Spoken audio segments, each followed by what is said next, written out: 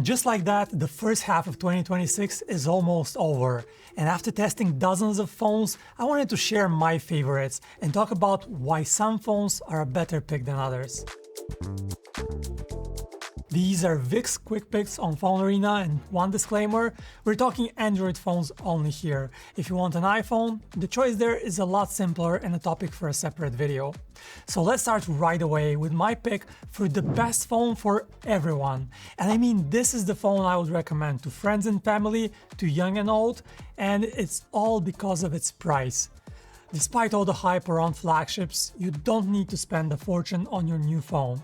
So my pick for the best Android phone for everyone and the most reasonable choice has been unchanged in the last few months, and it's the Samsung Galaxy S25 FE. Samsung's Fan Edition phone is now usually sold at a big discount, so you can get a 256GB model for less than $600. The big advantage of the FE is its big 6.7-inch screen, which is a huge advantage over phones like the Pixel 10a, and the S25 FE also has 3 fully functional cameras on its back, including a 3x telephoto lens, which means good-looking zoom shots, baby. This is such a rarity at this price range, so it's much appreciated. The S25 FE also features flagship-grade silicon. Well, the chipset is technically from a 2024 flagship, but here's a little secret. It still beats 2026 mid-range chips easily, so performance is much faster. And best of all, the S25 FE comes with a whopping 7 years of software updates, so you know you're covered for the long haul. I also really like the slim design of this phone, and it's also much lighter than flagships at just 190 grams. And the battery size is still a respectable 4900 mAh, and you also get 45-watt fast charging and wireless charging as well. Honestly, I don't see any flaws at all. This phone is seriously underrated. However, if you really want the best camera at a lower price, I say go for the Pixel 10a or Pixel 9a.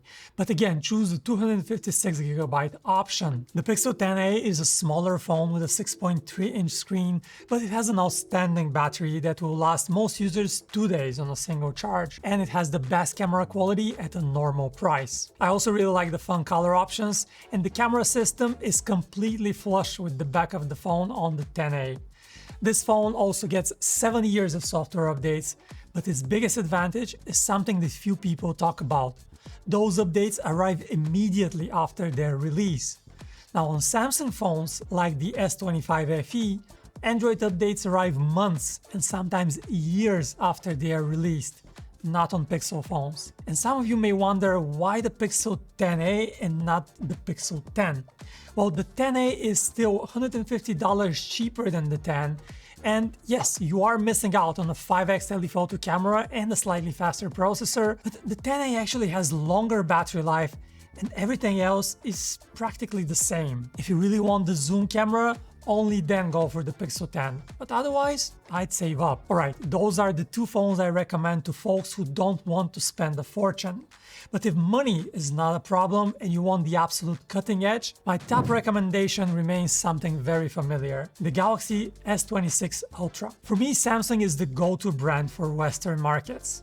There are some phones from China that have much better cameras, like the Vivo X300 Ultra, Oppo's Find X9 Ultra, but those are just not widely available, and for most people I would not recommend buying such a phone because of the support. The Galaxy S26 Ultra for me has the best design of any flagship phone in 2026. It's thin, it's light, it has understated but still gorgeous colors, and it's just a joy to use. The big highlight is Samsung's One UI, the most feature-rich Android interface by far. One UI has everything and more, with things like good luck customization for power users, but even simple features are great.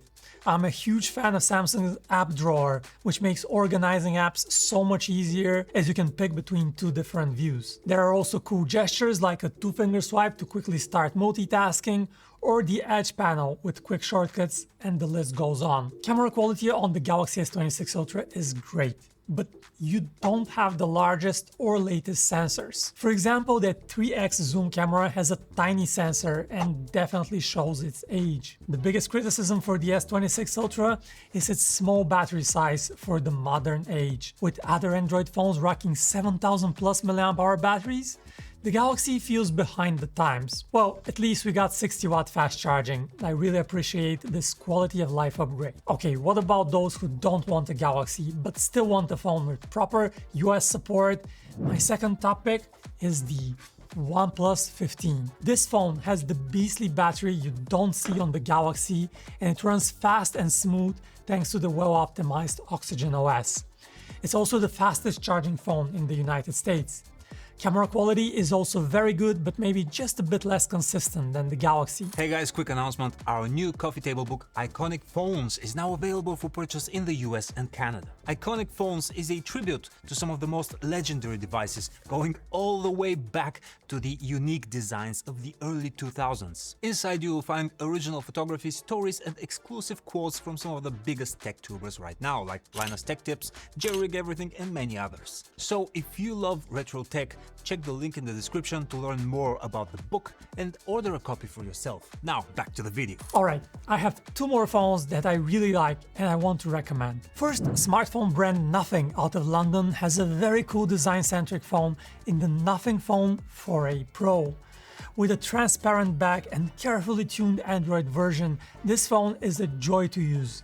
It also has a secondary screen on its back. What a cool touch, right? I only wish this was a fully functional screen, but fingers crossed for the next version. And again, avoid the 128GB model, as that's not enough storage for most users, and just go for the 256GB version, which costs around $600. You can find the full reviews with lots more detail in the description to this video for every phone. And finally, one phone that just launched recently, but that's not available in the US, is the Xiaomi 17T Pro. Xiaomi has perfected the art of cinematic photos and videos thanks to its Leica partnership, but previously you could only get this quality in their expensive ultra flagships. This is the first sub $1,000 Xiaomi phone that brings the big camera guns, and I love it. The design is thin at just 8.2mm, and yet somehow this beast packs a 7000 mAh battery. You also have 100-watt fast charging on board, and it's powered by the top-tier MediaTek 9500 chipset with 12 gigs of RAM. I don't love Xiaomi's software, but its camera with the Leica authentic color profile is truly something special. Alright, those are my picks for best phones in the first half of the year.